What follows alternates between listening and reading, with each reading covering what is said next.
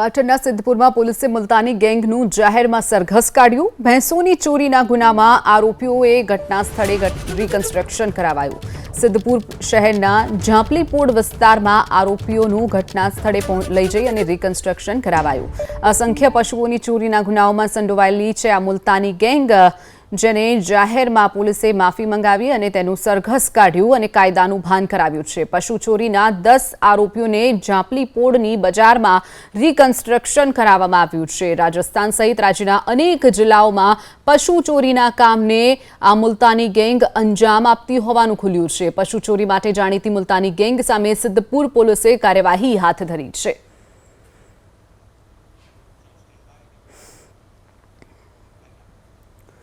Bhavnagar district chamber of કોમર્સના પ્રમુખ ભૂપત વ્યાસને લૂંટી લેવામાં આવ્યા છે। 24 માર્ચના મોતીબાગ ટ્રાફિક સિગ્નલ પાસે આ લૂંટનો બનાવ બન્યો। ફરિયાદી ભૂપત વ્યાસ કારમાં ઘરે જઈ રહ્યા હતા ત્યારે કાર અથડાવી 3 શખ્સોએ ઝઘડો કર્યો। ભૂપત વ્યાસનું ગળું દબાવી જાનથી મારી નાખવાની ધમકી પણ આપી। ભૂપત વ્યાસની કારમાંથી 5000 રૂપિયા રોકડા લઈ અને તેઓ નાસી છૂટ્યા હતા। ફરિયાદ નોંધાતા પોલીસે 3 આરોપીઓની શોધખોળ શરૂ કરી છે।